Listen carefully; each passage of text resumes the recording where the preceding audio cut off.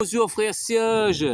Bonjour à tous les frères et sœurs en Christ dans le monde entier, que ce soit en Europe, que ce soit en Asie, que ce soit en Australie, en Nouvelle-Zélande, en Chine, dans les îles de l'océan Indien, à Tahiti, à Martinique, dans l'île Maurice. Salutations à tous et bienvenue à toutes les nouvelles personnes qui se connecteront à la chaîne. Comme j'ai toujours dit, si quelqu'un veut prendre le baptême d'eau dans l'île de la Réunion, car nous sommes de l'île de la Réunion, vous pouvez nous contacter en commentaire comme quoi vous voulez votre baptême d'eau. Nous sommes disponibles à votre sujet par rapport au baptême d'eau. Et nous prions aussi pour les personnes qui ont besoin de la prière, de la délivrance, tout ça là. Il n'y a pas de problème, nous sommes à votre disposition. Donc nous allons parler, dans le thème sera la position initiale de Jésus-Christ. Avant de commencer le message, nous plaçons ce moment entre les mains du Seigneur. Père, merci pour ta grâce, merci pour ta bonté, merci pour ta présence, merci pour l'opportunité, le privilège encore de partager ta parole. Éclaire-nous par ton Saint-Esprit à la lumière de tes saintes écritures pour que mon frère soit encore édifié, bâti, pour que chacun de nous soit fortifié, encouragé à persévérer dans la foi en ton Fils Jésus-Christ jusqu'à la fin, car tu reviens prendre une église sans tache ni ride dans la sanctification et la paix en Yahushua Mashiach, notre Seigneur Jésus-Christ. Amen. Donc, comme je l'ai dit, nous allons apporter le message sur la position initiale de Jésus-Christ. Parce que dans Ésaïe chapitre 9, verset 5, il nous est dit qu'un enfant nous est né, un fils nous est donné, la domination reposera sur son épaule, on l'appellera admirable, Dieu puissant, Père éternel, prince de la paix. Donc, il est le Père éternel. Ça, c'est les différentes caractéristiques de Jésus-Christ. Donc, Jésus-Christ, en venant sur cette terre, il est venu en tant que serviteur. Et le livre de Marc nous parle de Jésus-Christ en tant que serviteur de Dieu, parce que c'est l'image du bœuf, de l'ouvrier qui travaille dans le champ. Jésus est venu sur cette terre pour nous sauver par l'œuvre de la croix. Il a expié nos péchés par son sang versé à la croix. Il a donné sa vie à la croix pour que nous soyons sauvés, parce que nous avons la foi en Jésus-Christ en tant que Fils de Dieu, en tant que sacrifice pour le salut de nos âmes, car il est notre rançon, il est notre bien par excellence, il est notre vie, car il est le chemin, la vérité et la vie. Il a plusieurs aspects, plusieurs caractéristiques. Là, comme nous avons donné le thème du message, que Jésus-Christ est la position initiale de Jésus. Ce qu'il faut comprendre, que Jésus-Christ, avant de venir cette terre, parce qu'il nous est dit que Jésus-Christ s'est fait serviteur, il est venu nous servir par l'œuvre de la croix, il s'est sacrifié en tant qu'homme. Et ça veut dire quoi? Ça veut dire qu'avant que Jésus vienne sur cette terre, il existait bien avant. La Genèse parle de lui, et tous les livres de la Bible est christocentrique, c'est ça qu'il faut comprendre, il a plusieurs aspects. Donc ça veut dire quoi? Ça veut dire que la parole de Dieu dans 1 Jean chapitre 5 verset 20, il nous est dit, car nous savons aussi que le Fils de Dieu est venu et qu'il nous a donné l'intelligence pour connaître le véritable, et nous sommes dans le véritable en son Fils Jésus-Christ. C'est lui le Dieu véritable et la vie éternelle. Là, nous voyons que Jésus-Christ, sa position initiale, c'est Dieu le Père, c'est Dieu carrément. Frère Serge, nous avons dit que Jésus est venu comme serviteur. Tu peux prendre le verset Jean 20, verset 20, Matthieu 20, verset 28. Matthieu 20, verset 28 comme référence pour les nouvelles personnes qui prendraient des notes. Matthieu 20. Si nous ne pas trouver Matthieu 20, verset 28, nous prenons au sens contraire 28. Tu regardes avant, si je ne vais pas tromper, c'est tellement longtemps, tu peux regarder. Matthieu 20, verset 28. Thomas lui répondit, mon Seigneur et mon Dieu. Prends 28, 20. Matthieu 28, verset 20. Matthieu 28, verset 20, voici ce verset-là. Si ce n'est pas ce verset, c'est Matthieu, chapitre 28. Tout à l'heure, tu as regardé. Non, c'est plutôt 20, 28 plutôt. Oui, 20, parce que tu as lu. Oui, j'ai lu dans d'accord. Oui, l'évangile de Jean. Oui. Donc, je vais dans Matthieu, chapitre 20, verset 28, qui nous dit: c'est ainsi que le Fils de l'homme est venu, non pour être servi, mais pour servir et donner sa vie comme rançon de plusieurs. Là, nous voyons que Jésus est venu en tant que, rançon. Ça veut dire qu'il est venu nous servir en donnant sa vie. Ça veut dire qu'il nous est dit, car Dieu a tant aimé le monde qu'il a donné son Fils unique, afin que quiconque croit en lui ne périsse pas, mais qu'il ait la vie éternelle. Donc Jésus est venu nous donner sa vie en tant qu'homme. Ça veut dire Dieu lui-même s'est auto-missionné pour venir sur cette terre à travers Jésus-Christ, parce qu'il nous est dit dans le livre de Matthieu chapitre 1 verset 23, son nom s'appelle Emmanuel. Ça veut dire Dieu parmi nous. Mais Dieu n'est pas mort à la croix parce qu'on ne peut pas tuer Dieu, parce que Dieu est éternel, mais Dieu s'est fait homme, s'est fait serviteur, s'est fait homme. Parce que si vous allez dans le livre de Philippiens, si je me trompe pas. Philippiens 2 et 5, et Philippiens, ouais. Philippiens chapitre 2 qui Verset nous parle Jésus en tant que serviteur aussi, si je me trompe pas. Donc après, je vais- Verset 5, je pense. 5, 6. 5, 6. Verset 5, ayez en vous les sentiments qui étaient en Jésus-Christ, lequel existant en forme de Dieu n'a point regardé comme une proie arrachée d'être égal avec Dieu. Mais il s'est dépouillé lui-même en prenant une forme de serviteur, en devenant semblable aux hommes, et ayant paru comme un simple homme, il s'est humilié lui-même, se rendant obéissant jusqu'à la mort, même jusqu'à la mort de la croix. Et c'est pourquoi aussi Dieu l'a souverainement élevé et lui a donné le nom qui est au-dessus de tout nom, afin qu'au nom de Jésus, tout genou fléchisse dans les cieux, sur la terre et sous la terre, que toute langue confesse que Jésus-Christ est Seigneur, à la gloire de Dieu le Père. Là, nous voyons Jésus en tant que serviteur. Ça veut dire que c'est le modèle que Dieu nous a donné. Ça veut dire celui, le Saint des Saints, celui, l'agneau sans défaut, sans tache, comme nous avons prêché auparavant dans le livre de Jean chapitre 18. Il est passé devant le tribunal religieux. On a reconnu qu'il était sans péché, et il est passé devant le tribunal romain et il a été reconnu comme s'il n'avait jamais commis aucun crime. Donc c'était l'innocent, il a payé, le coupable a payé pour les coupables, l'innocent a payé pour les coupables. C'est pour ça qu'il dit Jésus-Christ s'est fait malédiction à la croix pour que nous soyons bénédiction en lui. Là, ça veut dire sous la forme de serviteur en tant que fils de l'homme. Mais Jésus-Christ, sa position initiale, c'est le Père éternel, parce que dans Jean chapitre 3, verset 13, il dit « Personne n'est monté au ciel si ce n'est que celui qui est descendu du ciel, qui est le Fils de l'homme, qui est Jésus-Christ même. » Frère Serge, on voit des Jean 19, verset 30, que nous a tout est accompli. Amen. Après, on voit Jean 20, verset 17. Tu peux prendre Jean 20, verset 17? Jean chapitre 20, verset 17. Vous saurez éclairer mes frères et sœurs qui nous écoutent dans le monde entier. Jean chapitre 20, verset 17. Ouais. Parce que Jésus est né comme serviteur maintenant et il va trouver la position initiale qu'il a quittée, hein, parce qu'il est né comme serviteur. Maintenant, après l'œuvre est accomplie à la croix, Jean 19, verset 30, maintenant il va trouver sa position initiale, Amen. la position qu'il a quittée en fait compte. Amen. Donc je suis dans Jean chapitre 20, verset 17 qui nous dit, Jésus lui dit, ne me touche pas car je ne suis pas encore monté vers mon Père, mais va trouver mes frères et dites-leur que je monte vers mon Père et votre Père, vers mon Dieu et votre Dieu. Amen. Alléluia. Avant de donner la parole, je vais expliquer ce verset. En fait, là, on voit beaucoup de témoins Jéhovah, même les musulmans, ils prennent ce verset pour détruire les chrétiens. En fait, non, en fait, il va trouver sa position initiale.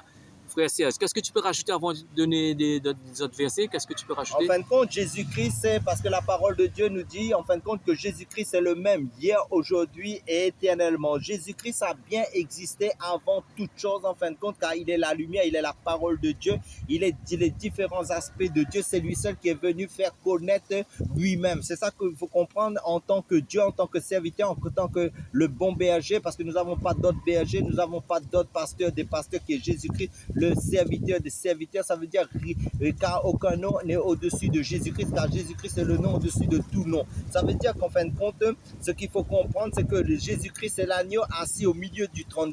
Donc dans le ciel, il n'y a pas de Dieu au milieu du trône de Dieu. Ça veut dire c'est l'agneau de Dieu qui est l'image de Jésus-Christ, parce qu'en passant, Jean-Baptiste dit, voici l'agneau de Dieu qui ôte le péché du monde concernant Jésus-Christ. Là, il parle de Jésus-Christ. Donc Jésus-Christ est l'agneau immolé avant la fondation du monde, qui est assis au milieu du trône dans le ciel. C'est lui le Père éternel. Frère, tu peux prendre Matthieu 3, verset 17, hein, parce qu'en fin de compte, il faut être éclairé, parce qu'on voit que c'est en regardant les enseignements que nous sommes éclairés. Hein, après... Amen. La parole est bonne. Merci Seigneur. Matthieu chapitre 3, verset 17 qui nous dit, en fait, si je vais dans le verset 17, il nous est dit, et voici une voix fit entendre des cieux ces paroles.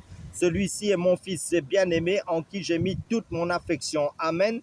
Là, nous voyons qu'en fin de compte, quand Jésus-Christ, en fin de compte, une voix fit entendre. Ça veut dire que Jésus-Christ même parle à lui-même. Mais parce qu'en fin de compte, ce qu'il faut comprendre, c'est que Jésus-Christ, en tant que serviteur, c'était le modèle par excellence. Parce que Paul dit, soyez mes imitateurs comme je le suis de Christ. Donc, tout l'homme par excellence que nous devons imiter, c'est Christ. C'est pas autre personne, ni le pape, ni ton pasteur, qui que ce soit, parce que nous sommes tous des hommes imparfaits. Mais Jésus-Christ, c'est l'homme parfait qui a marché sur cette terre en tant que modèle que lui-même nous a donné. Et il est à la fois le Père, il est à la fois le Fils de l'homme, il est à la fois l'homme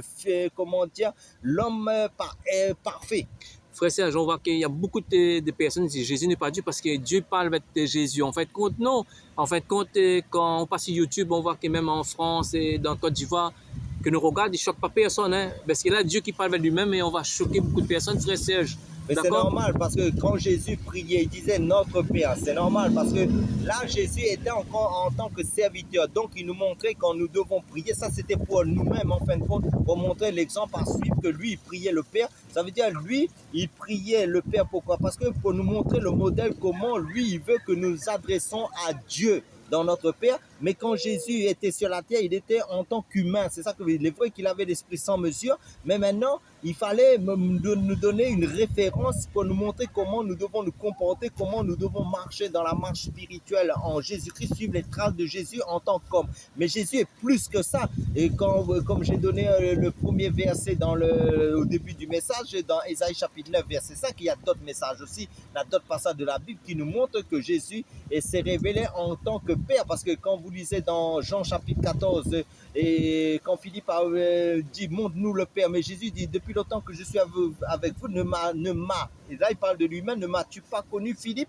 Donc ça veut dire même Thomas a dit mon Seigneur et mon Dieu. Donc Jésus, ce qu'il faut comprendre aussi, Jésus n'a jamais refusé l'adoration quand les personnes venaient se prosterner devant lui. Ça veut dire c'est seulement Dieu qu'on prosterne devant.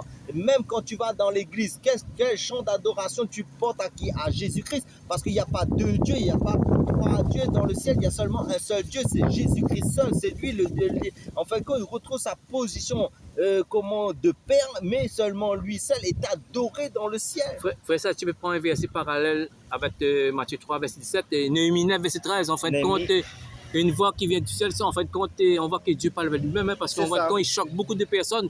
Mais sur YouTube, on ne choque pas de personnes, hein, parce que, ouais, hein, les gens, comment ils raisonnent, hein, en fait, compte, même qu'il y a des micros et de loin, on entend la voix de ce micro-là, cet haut-parleur qui parle, hein, on ne choque pas personne.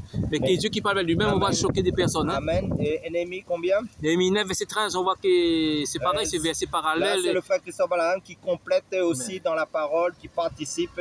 C'est même similitude de ce verset-là. Dans la parole, verset 13.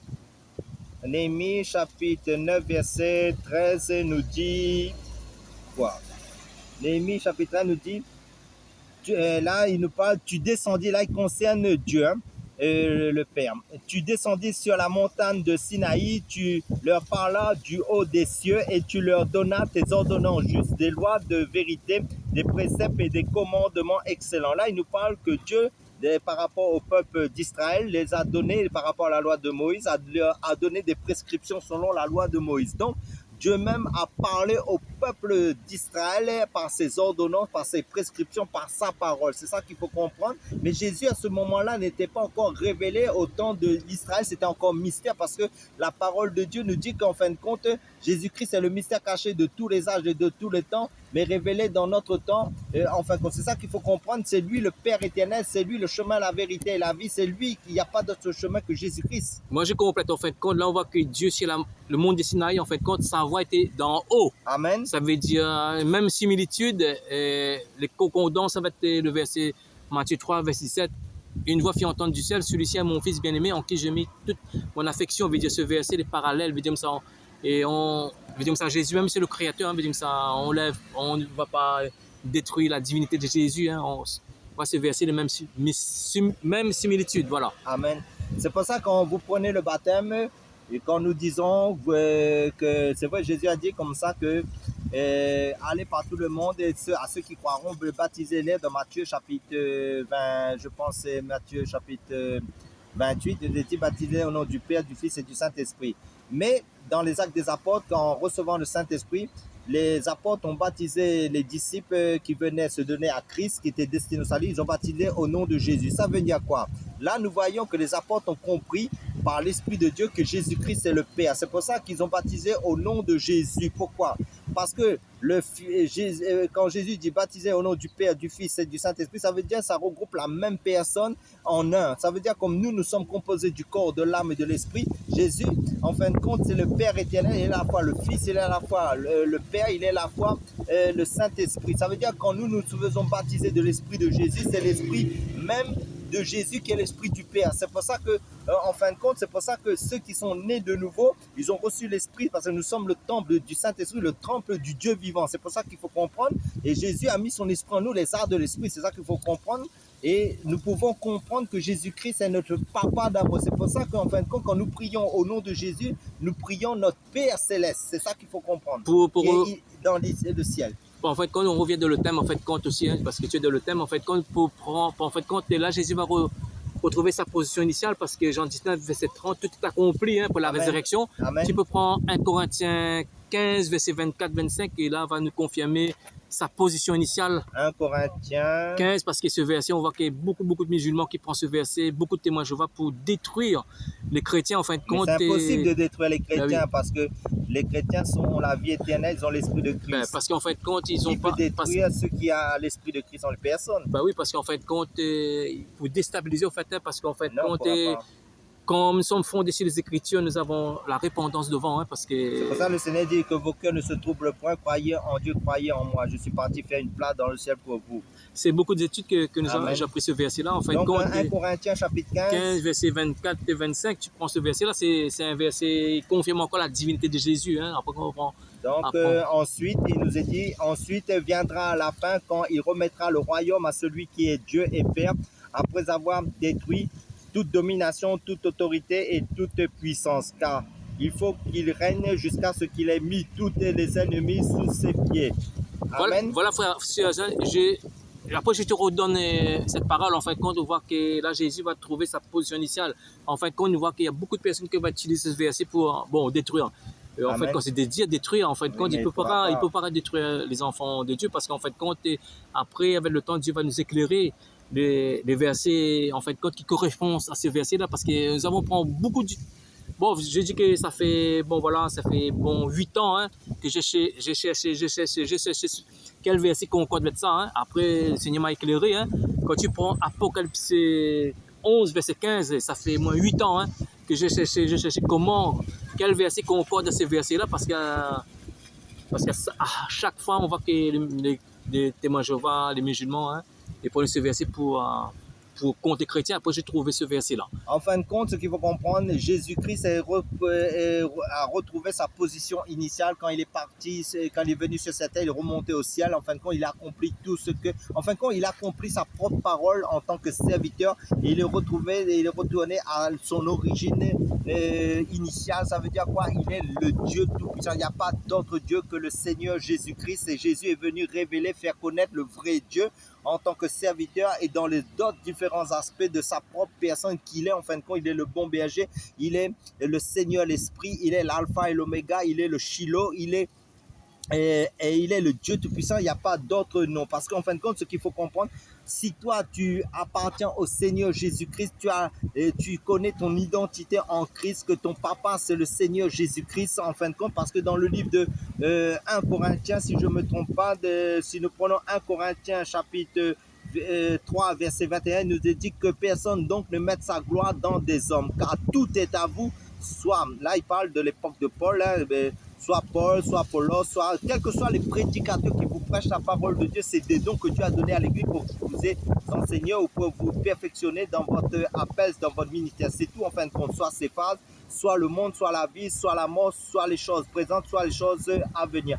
Tout est à vous et vous êtes à Christ et Christ est à Dieu. Ça veut dire là, ça veut dire que tout ce qui est sur cette terre, ça retourne à son origine principale. Ça veut dire à son initial, ça veut dire au Père éternel. Tout appartient à Jésus-Christ, parce que Jésus-Christ, ce qu'il faut comprendre, Dieu ne s'est pas révélé dans l'ancienne alliance en tant que comment Jésus. C'est ça qu'il faut comprendre. Ça veut dire que Dieu était encore un mystère. Mais maintenant, dans le livre d'Apocalypse, quand vous voyez dire la révélation de Jésus-Christ. Pourquoi? Parce que le voile a été ôté. Pourquoi le voile a été ôté? Parce que quand on nous parle le livre de la révélation aussi, et le livre de Jean aussi, c'est le livre de la divinité de Jésus-Christ. C'est ça qu'on voit. Ça veut dire qu'il faut mettre le livre de Jean, qui est le livre de la divinité, ça veut dire de l'aigle, et le livre de la révélation, qui est l'Apocalypse. Ça veut dire que pour nous montrer que Jésus-Christ a retrouvé sa position initiale dans le ciel. C'est lui qui est le créateur. C'est lui qui est le maître, c'est lui qui est le Père éternel de notre de toute la création de nous qui sommes sa créature aussi nouvelle en Christ. On va donner le verset, sa position initiale, parce que j'ai dit qu'une fois, c'est 8 ans ou 7 ans que je cherchais d'investigation en investigation pour trouver le verset concorde avec 1 Corinthiens 15, verset 24-25. J'ai trouvé ce verset-là. Amen. Dieu m'a éclairé. Ça fait beaucoup d'années, parce Que Dieu qu'à soit chaque fois, glorifié. à chaque fois, les témoins de Jéhovah m'ont corrigé. À chaque fois, les musulmans m'ont corrigé. Mais maintenant, c'est terminé. J'ai trouvé ce verset concorde avec ce verset-là. 1 Corinthiens, Apocalypse 11, verset 15. Apocalypse, chapitre 11, Verset 15. Ce verset concorde là, j'ai trouvé, ça fait beaucoup d'années d'investigation. verset 15, et il nous est dit: le 7e ange sonna de la trompette, et il y eut dans le ciel de fortes voix qui disaient: le royaume du monde est remis à notre Seigneur et à son Christ, et il régnera au siècle des siècles. Amen, alléluia, gloire au Seigneur notre Papa d'amour. Frère Cesse, pour te donner la parole, en fait, quand tu peux reprendre 1 Corinthiens 15, verset 24, oui, j'appuie encore une fois de plus sur ce passage, parce que le 7e ange.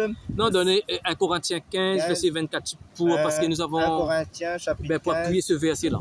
Je reviens dans 1 Corinthiens, chapitre 15. Verset 24-25. Verset 24.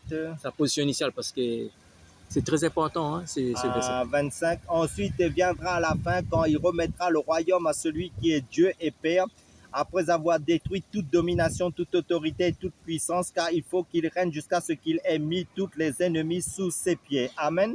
Oui, avant de donner la parole, en fin de compte, là, on voit que là, de ce verset, il dit qu'il va donner veut dire l'autorité à son père, parce qu'il est venu comme serviteur. En fait, quand c'est lui-même quand tu vas reprendre Apocalypse 11, verset 15, en fait, quand ce verset pour avoir une très bonne compréhension. Voilà. En fin de compte, la parole se complète, c'est ça qu'il faut comprendre, s'emboîte les unes dans les autres pour nous révéler Dieu, le Créateur, en fin de compte. Donc, tu me dis que... Apocalypse 11, verset 15, en fin de compte, voilà ce verset. 11, verset 15. En fait, que là, en fait, quand les personnes qui vont dire que Jésus qui n'est pas Dieu, tu vas donner ce verset, parce que cette autorité revient à lui. Hein. Amen. Le 7e ange sonna de la trompette, il y eut dans le ciel de fortes voix qui disaient: le royaume du monde est remis à notre Seigneur et à son Christ, et il régnera au siècle des siècles. Là, nous voyons la divinité de notre Dieu, la position initiale de Jésus au début. En fin de compte, il va régner sur toutes choses. En fin de compte, au siècle des siècles. Là, amen. Là, on dit pas c'est Dieu qui prend l'autorité. Là, c'est que Jésus, hein, amen, qui prend l'autorité. Amen. Bon, frère, ça, tu peux rajouter, après je te donne un dernier verset. En fin de compte, là, nous voyons que Jésus a toujours été Dieu. Il ne change pas. Il est le même hier, aujourd'hui, éternellement, comme c'est dit dans Hébreux chapitre 13, verset 8.